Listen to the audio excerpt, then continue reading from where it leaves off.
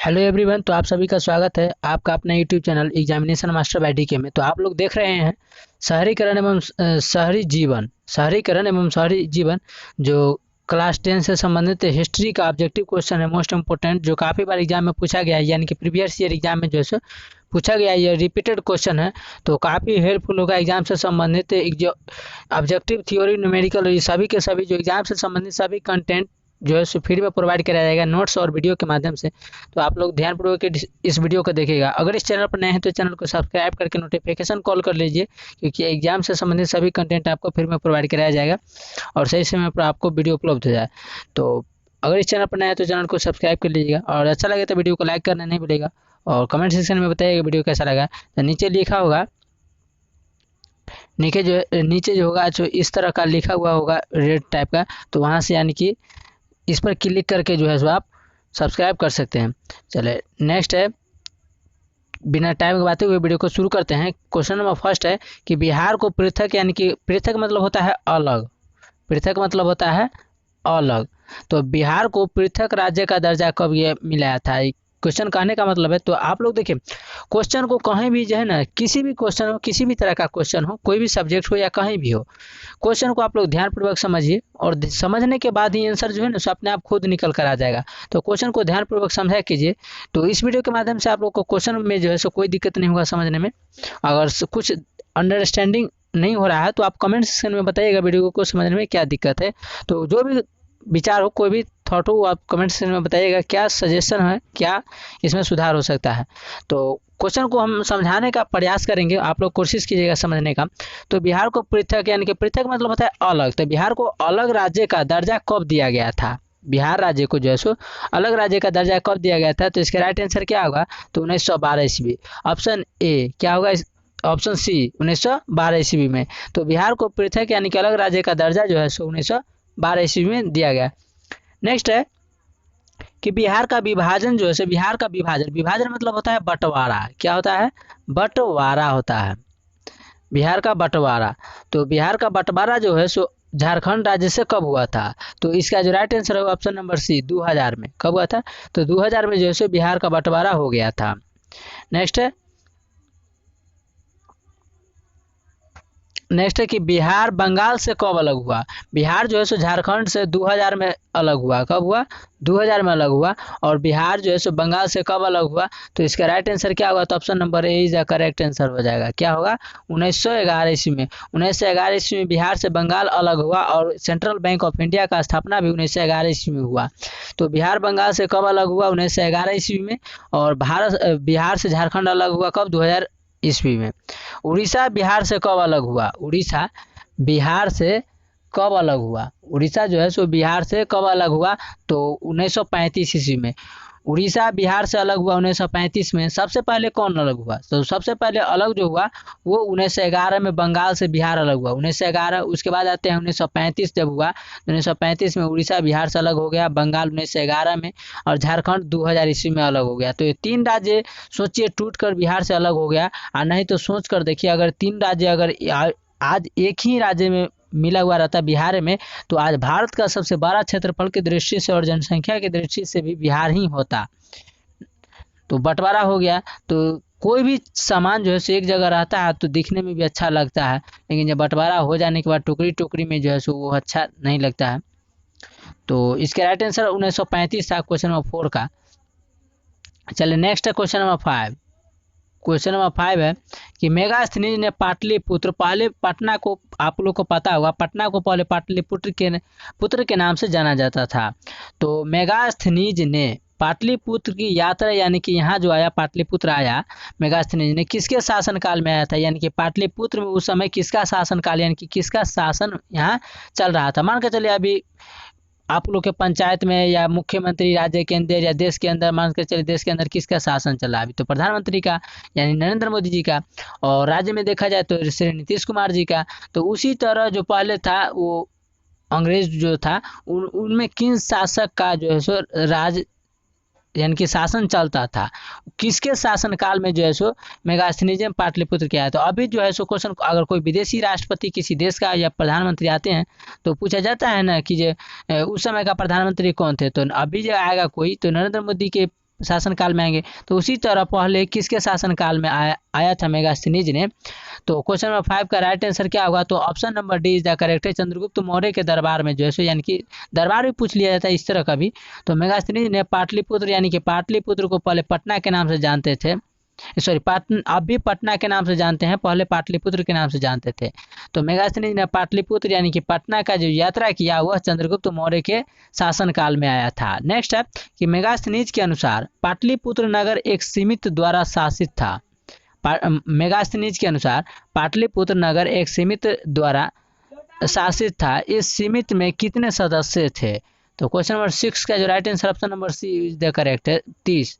मेगास्थनीज के अनुसार पाटलिपुत्र नगर के एक समिति द्वारा शासित था और इस समिति में कितने सदस्य थे, तो कुल 30 सदस्य थे, यानी कि 30 सदस्य था। चलिए नेक्स्ट है क्वेश्चन नंबर 7। क्वेश्चन नंबर 7 है कि पाटलिपुत्र किसके समय में राजधानी बनी। पाटलिपुत्र जो था वो किसके समय में बिहार की राजधानी बनी। तो बिहार की राजधानी क्या है, पटना। तो पटना को पहले पाटलिपुत्र के नाम से जानते थे। तो कौन सा बिहार में वो शासनकाल था, किसके शासनकाल में जो है सो पाटलिपुत्र यानी पटना राजधानी बन गया था उस समय। तो क्वेश्चन नंबर 7 का जो राइट आंसर है option number B is the correct है, उदयन।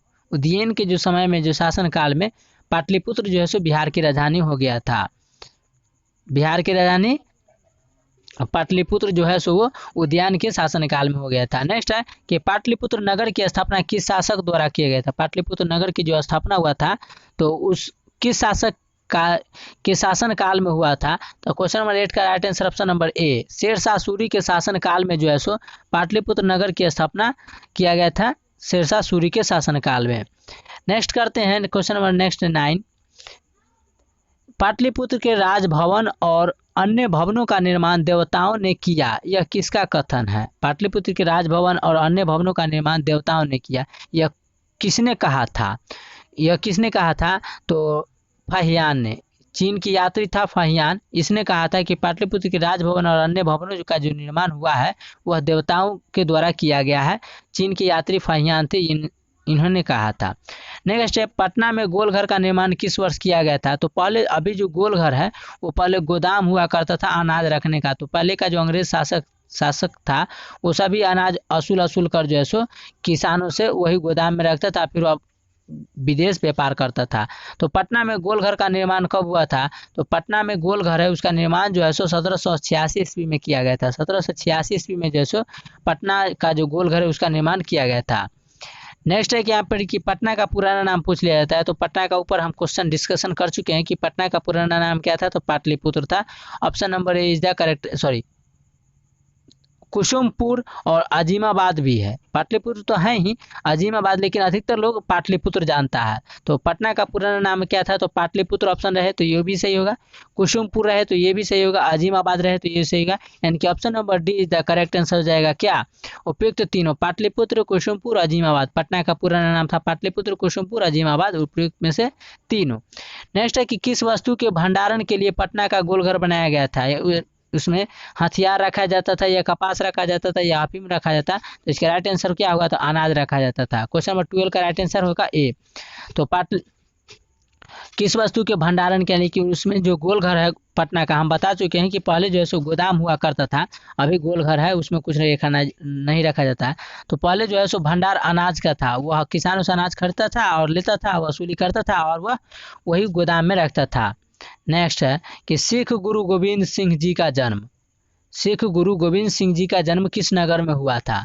तो सिख गुरु गोविंद सिंह का जो जन्म है वो किस नगर में हुआ था, तो पटना में ही हुआ था, जो अभी बिहार के वर्तमान राजधानी है पटना। नेक्स्ट है अंग्रेजी यात्री राल्फ फिंच ने पटना की यात्रा किस वर्ष की थी। अंग्रेजी यात्री था राल्फ फिंच और पटना के कब आए थे, यह डेट पूछ रहा है। तो 1856 ईस्वी में, 1856 ईस्वी में जो है सो अंग्रेजी यात्री राल्फ फिंच ने पटना की यात्रा 1856 ईस्वी में किया था। चलो नेक्स्ट क्वेश्चन करते हैं। नेक्स्ट क्वेश्चन नंबर 15 कि मगध राज्य की प्राचीनतम राजधानी कहाँ स्थित था। मगध राज्य की प्राचीनतम राजधानी कहाँ स्थित था। तो इसका राइट आंसर जो होगा वो option number B is the correct है, राजगृह में। राजगृह में जो है सो मगध राज्य की प्राचीनतम राजधानी राजगृह में अवस्थित था। नेक्स्ट है कि बम्बई में किराया कानून किस वर्ष लागू किया गया था। बम्बई में जो है सो अभी जिसको मुंबई के नाम से जानते हैं, तो बम्बई में किराया कानून किस वर्ष लागू किया गया था? तो ऑप्शन नंबर सी 1918 में। 1918 में बम्बई में किराया कानून लागू किया गया था। नेक्स्ट है कि बम्बई को किस वर्ष बम्बई प्रेसिडेंसी की राजधानी बनाया गया? बम्बई जो है सो किस वर्ष बम्बई को प्रेसिडेंसी राजधानी महाराष्ट्र की राजधानी बनाया गया था? तो क्वेश्चन नंबर 17 का जो राइट आंसर है ऑप्शन नंबर डी 1919 ईस्वी में। 1919 ईस्वी में जो है सो बम्बई को किस वर्ष बम्बई प्रेसिडेंसी की राजधानी बनाया गया था? 1919 ईस्वी में।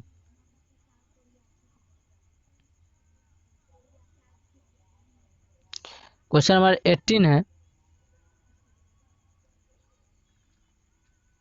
क्वेश्चन नंबर 18 है कि बम्बई की चौल किस प्रकार की इमारत थी? बम्बई की चौल किस प्रकार की इमारत थी? तो क्वेश्चन नंबर 18 का राइट आंसर जो होगा ऑप्शन नंबर बी बहुमंजिली इमारत थी। बम्बई की चौल जो इमारत थी वो बहुमंजिली थी, यानी कि उसमें बहुत फ्लोर था, यानी कि बहुत तल्ला था, जिसको तल्ला कहते हैं। तो तल्ला में आप लोग समझ चुके होंगे।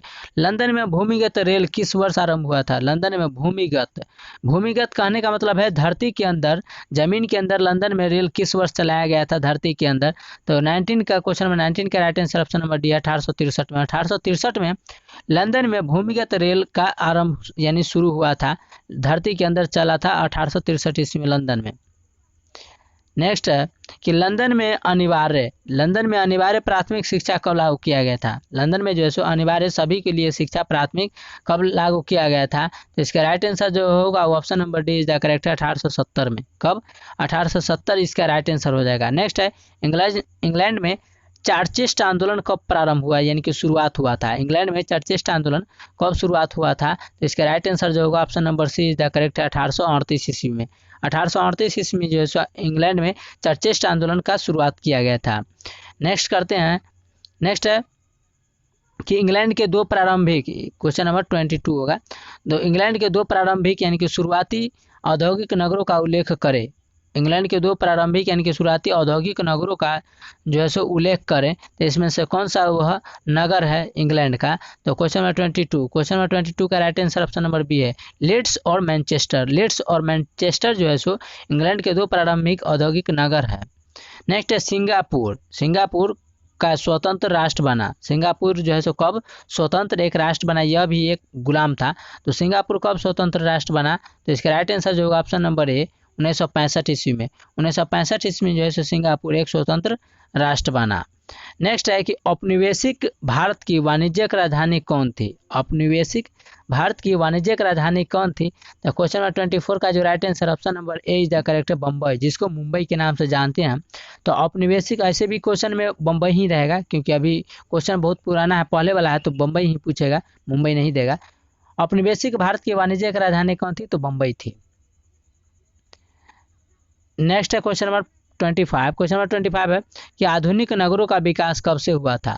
आधुनिक नगरों का विकास कब से हुआ था? तो औद्योगिक क्रांति से। औद्योगिक क्रांति से जो आधुनिक नगरों का विकास हुआ था। नेक्स्ट है कि आधुनिक शहरों का उदय सबसे पहले कहाँ हुआ था? आधुनिक यानी कि मॉडर्न सिटी का जो है सो शहरों का उदय कब से हुआ, कहाँ से हुआ था? तो क्वेश्चन नंबर 26 का राइट आंसर सी इंग्लैंड से। इंग्लैंड से जो है सो मॉडर्न सिटी यानी कि इंग्लिश में मॉडर्न सिटी, हिंदी में आधुनिक शहरों का उदय जो है सो सबसे पहले इंग्लैंड से हुआ है। नेक्स्ट है क्वेश्चन नंबर 27। क्वेश्चन नंबर 27 है 1863 ईस्वी में धुआं निरोधक कानून कब लागू किया गया था? कहाँ लागू किया गया था? सॉरी, 1863 ईस्वी में धुआं निरोधक कानून कहाँ लागू किया गया था? तो क्वेश्चन नंबर 27 का जो राइट आंसर है option number B is the correct है कलकत्ता में।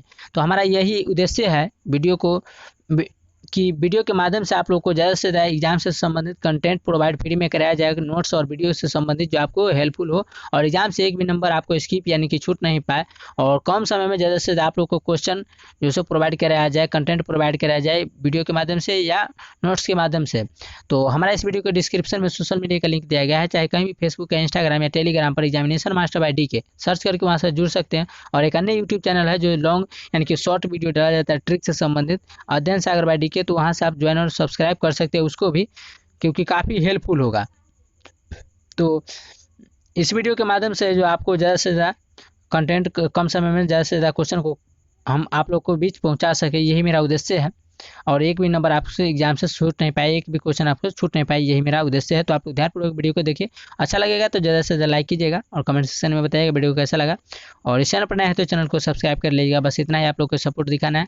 और मेरा इतना है कि आपको एक भी नंबर, ये मेरा वादा है कि एक भी नंबर आपको छूट नहीं पाएगा। एग्जाम से संबंधित सभी कंटेंट जो है आपको गेसिंग क्वेश्चन 2-3 राइटर का जो है आपको इस चैनल के माध्यम से आपको क्वेश्चन बैंक, टारगेट, ये सभी जो है आपको प्रोवाइड कराया जाएगा। नेक्स्ट है क्वेश्चन नंबर 28। क्वेश्चन नंबर 28 इसका तो राइट आंसर क्या होगा 1863 वाला का। 27 का राइट आंसर क्या है, तो क्वेश्चन नंबर 27 का right answer option number B है, कोलकाता। तो 1863 में धुआं निरोधक कानून कहाँ लागू किया गया था, तो कोलकाता इसका राइट आंसर हो जाएगा। नेक्स्ट है 1810 से 1880 ईस्वी तक, यानी कि 70 साल तक, कितना 70 साल तक लंदन की आबादी 10 लाख से बढ़कर कहाँ तक पहुँच गया। 1810 से 1880 ईस्वी तक जो है लंदन की आबादी 10 लाख था, कितना था 1810 से 1880 तक, यानी कि 70 लाख थी, तो 10 लाख था, यानी कि 70 साल में 10 लाख से बढ़कर कहाँ तक पहुँच गया। क्वेश्चन नंबर 28 का जो राइट आंसर होगा option number C is the correct है, 40 लाख बढ़ गया। कितना हो गया 40 लाख बढ़ गया, यानी कि 70 साल में 10 लाख था, जिसमें जो है इतनी साल में जो है 40 लाख बढ़ गया। नेक्स्ट है क्वेश्चन नंबर 29। क्वेश्चन नंबर 29 है कि शहरी सभ्यता ने कौन सी भावना को उत्पन्न किया। शहरी सभ्यता ने कौन सी भावना को उत्पन्न किया, तो क्वेश्चन नंबर 29 का जो right answer option number A is the correct है, व्यक्तिवाद का। व्यक्तिवाद का जो है शहरी सभ्यता ने उत्पन्न किया। शहरी सभ्यता ने व्यक्तिवाद भावना को जो है उत्पन्न किया। नेक्स्ट है शहर को आधुनिक व्यक्ति, शहर को आधुनिक व्यक्ति का जो है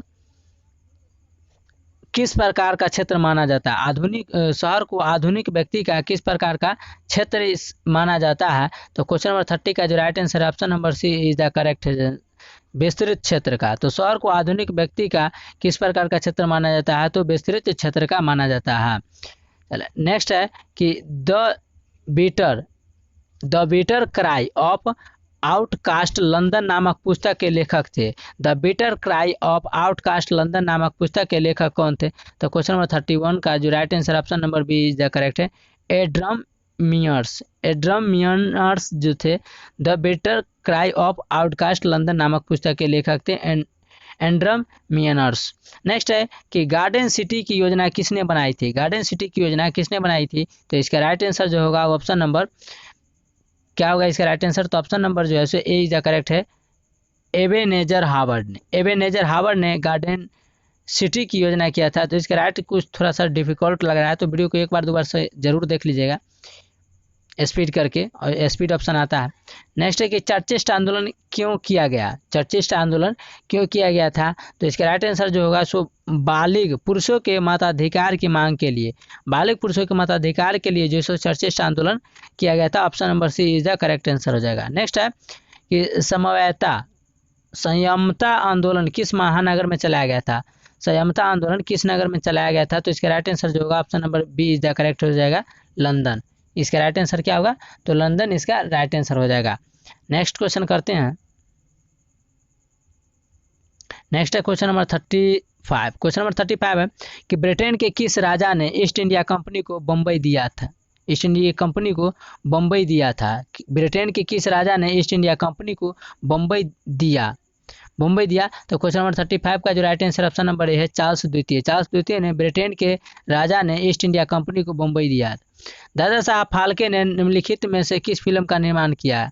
दादा साहब फाल्के ने निम्नलिखित में से किस फिल्म का निर्माण किया था, तो इसका राइट आंसर क्या होगा, तो option number D is the correct है, राजा हरिश्चंद्र नामक फिल्म को जो दादा साहब फाल्के ने डायरेक्ट किए थे। नेक्स्ट है क्वेश्चन नंबर 37। क्वेश्चन नंबर 37 है कि पेरिस का हौसमनीकरण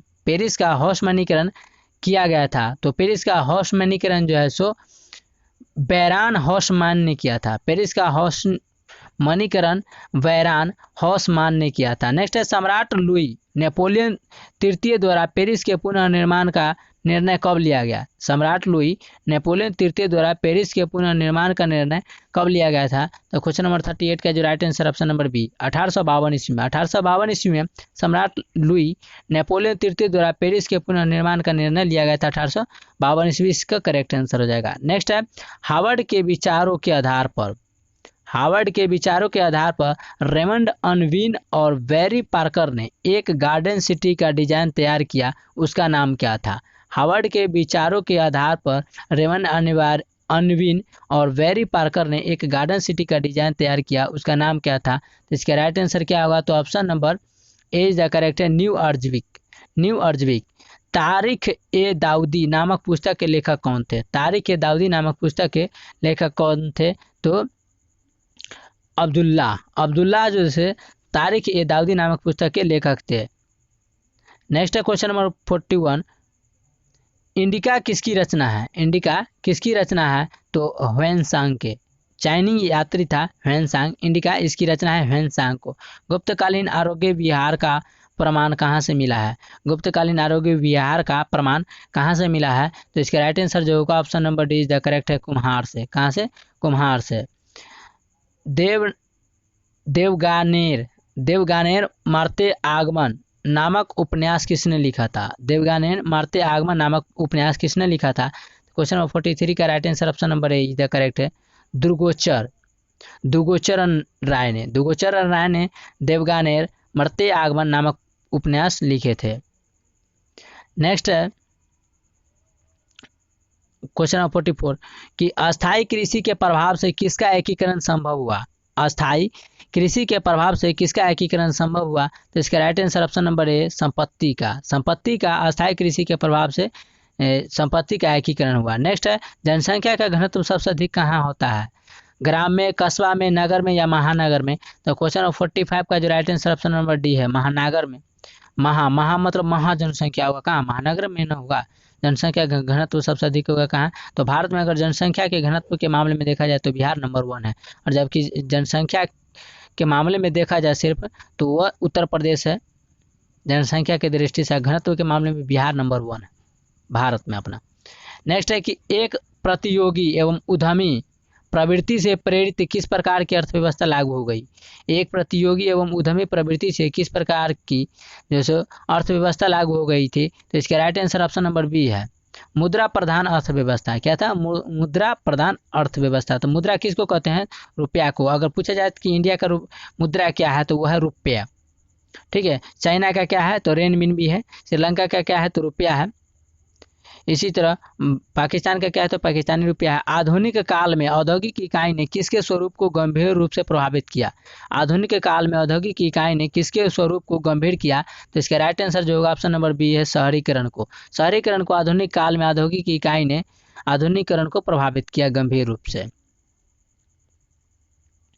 नेक्स्ट है कि कौन सा सामाजिक वर्ग बुद्धिजीवी वर्ग के रूप में उभर कर आया? कौन सा सामाजिक वर्ग बुद्धिजीवी वर्ग के रूप में उभर कर आया?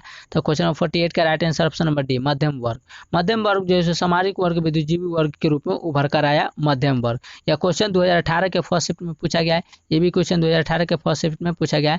काफ़ी प्रीवियस क्वेश्चन है, काफ़ी हेल्पफुल होगा, और किस तरह का क्वेश्चन पूछा जाता है आप लोग का लेवल से पता चल जाएगा।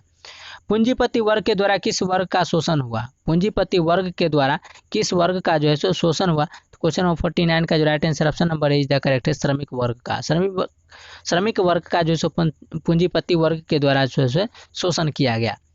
चलिए नेक्स्ट क्वेश्चन करते हैं 50। क्वेश्चन नंबर 50 कि सामंती व्यवस्था से हटकर किस प्रकार की शहरी व्यवस्था की प्रवृत्ति बढ़ी? सामंती व्यवस्था से हटकर किस प्रकार की शहरी व्यवस्था की प्रवृत्ति बढ़ी? तो इसके राइट आंसर ऑप्शन नंबर ए है, प्रगतिशील प्रवृत्ति। प्रगतिशील प्रवृत्ति जो है सो सामंती व्यवस्था से हटकर जो सो प्रगतिशील प्रवृत्ति बढ़ी।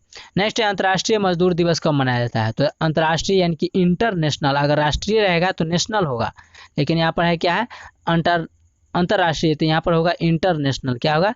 इंटरनेशनल। यहाँ पर इंटरनेशनल रिलेशन है, तो अंतर्राष्ट्रीय मजदूर दिवस कब मनाया जाता है? तो इसका राइट आंसर क्या होगा? तो option number B is the correct है, 1 मई को। 1 मई को अंतर्राष्ट्रीय मजदूर दिवस मनाया जाता है, 1 मई को। तो आप इसको कैसे याद रखेंगे? MI, खाना दे जलो मजदूरी कर, 1 मई को अंतर्राष्ट्रीय दिवस मनाया जाता है। तो आई होप ये वीडियो आप लोग को अच्छा लगा होगा। तो मिलेंगे नेक्स्ट वीडियो में नेक्स्ट टॉपिक के साथ, हिस्ट्री का। तो एग्जाम से संबंधित, क्लास 10 से संबंधित बिहार बोर्ड का जो है सो मैट्रिक के एग्जाम से संबंधित सभी कंटेंट इसी चैनल के माध्यम से आपको प्रोवाइड कराया जाएगा फ्री में, वो PDF हो या वीडियो हो। तो आपको इस चैनल को ज़्यादा से ज़्यादा अपने स्टडी ग्रुप में शेयर करना है, और चैनल पर नया है तो चैनल को सब्सक्राइब करके नोटिफिकेशन को ऑल जरूर कर लेना, क्योंकि आपको सही समय पर आपको नोटिफिकेशन मिल जाए और वीडियो सही समय पर आपको प्रोवाइड हो जाए। तो आज के लिए इतना है, थैंक यू, जय हिंद, जय भारत। मिलेंगे नेक्स्ट वीडियो में, आज के लिए इतना है।